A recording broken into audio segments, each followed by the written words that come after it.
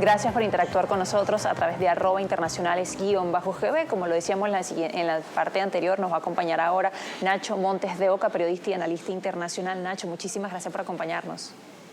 ¿Qué tal? Un gusto, buenos días.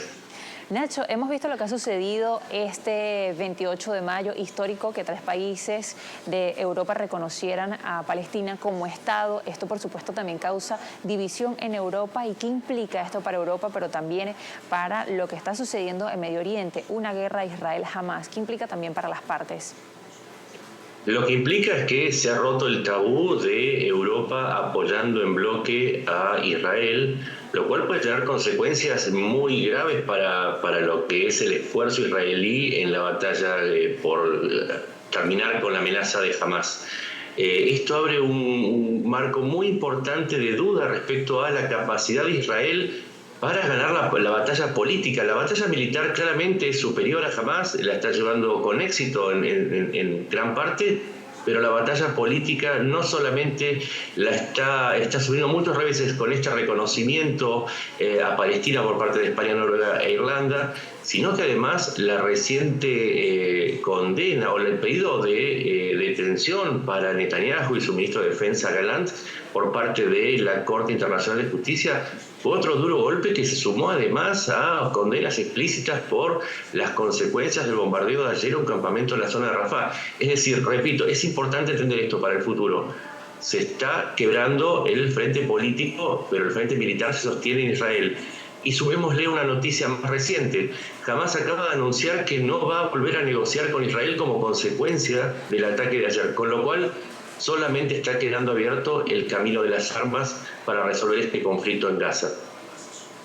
Y esa podría ser la única opción, a pesar de la creación de dos estados.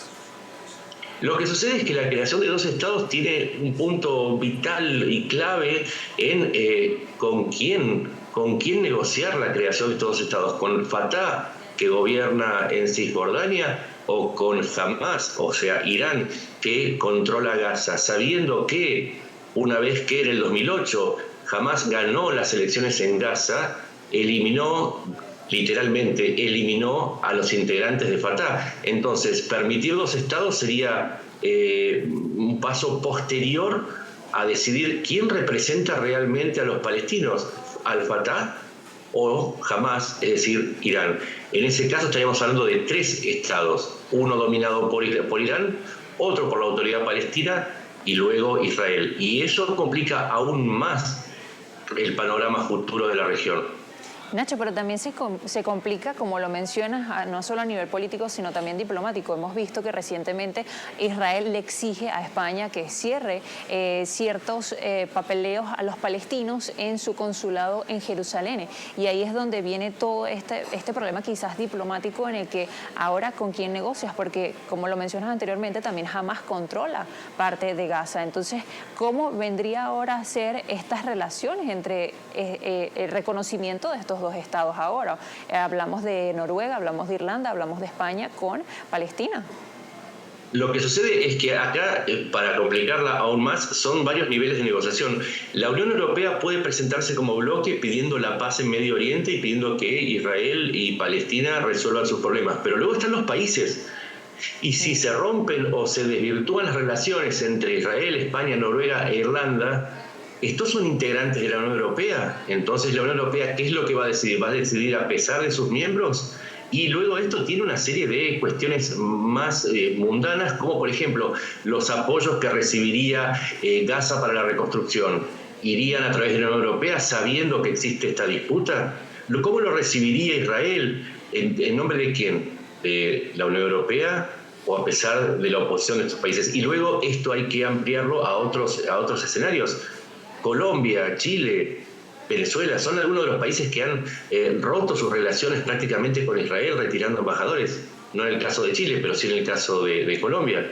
¿Cómo se resuelve el futuro diplomático de Israel, en donde tiene que negociar un futuro para Gaza, pero está limitado por sus malas relaciones vinculadas justamente con las acciones que está llevando a cabo en Gaza con otros países? Realmente se está complicando. Quienes muchas veces preguntan cuál es la solución, siempre es mejor decirles, primero veamos hasta qué punto se deteriora aún más el vínculo de Israel con otros países para saber cuál es la solución más adecuada. De momento se sigue complicando.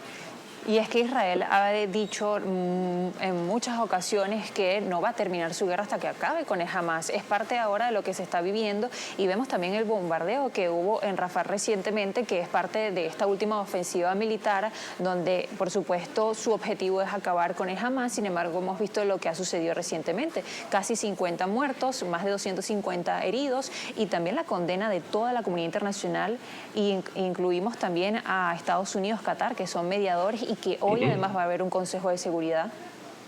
Exactamente. Y para sumarle aún más complejidad, el día de ayer hubo un incidente armado con por lo menos dos soldados egipcios muertos en la zona de Rafah por el descubrimiento de túneles que conducen desde Gaza hasta Egipto. Egipto es uno de los negociadores de buena voluntad, básicamente quien es el interlocutor con Occidente, Qatar es con Irán, lo cual agrió aún más las circunstancias. Y tenemos que entender algo. Además, si buscamos entender y encontrar una solución, una vez terminado Gaza, todavía falta Hezbollah en el sur de Siria y en el sur del Líbano. Es decir, Israel pareciera estar en una guerra perpetua y le vamos a sumar un factor interno, que es que el 8 de junio vence el ultimátum que le dieron las fuerzas de la oposición a Netanyahu para que presente un plan para el futuro de la campaña contra Hamas y contra Irán. Si el 8 de junio no presenta un plan plausible y sigue con las acciones militares, es posible que le pida la renuncia y que caiga el gobierno, con lo cual sumaríamos un grado mayor de dificultad y diría aún peor, porque nos quedaríamos sin un interlocutor también en el lado de Israel. Nacho, si las cosas se vean complicadas, parece que ahora lo son más, en un conflicto que además tiene siglos.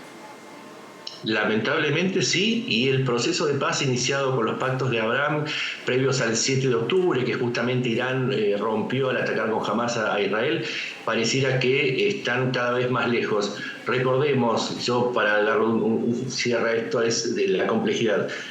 En este ajedrez, Irán planteó un juego extremadamente inteligente y perverso. Recordemos que el ajedrez se creó en Persia y que Irán es el heredero de esos persas. Muchísimas gracias, Nacho, por acompañarnos este martes. Son las 11:51 minutos. Nacho, muchísimas gracias. A usted. Nacho Montes de Oca, periodista y analista internacional, abordamos brevemente y por supuesto nos queda tiempo para revisar esto en profundidad. Estaremos muy atentos a lo que será esta reunión de emergencia que se va a llevar a cabo este martes en la ONU, un Consejo de Seguridad de Emergencia, parte de lo que ha sucedido recientemente por el bombardeo israelí en Rafah, que dejó 45 muertos. Veremos además cuál va a ser la posición de la comunidad internacional. Ya regresamos con más.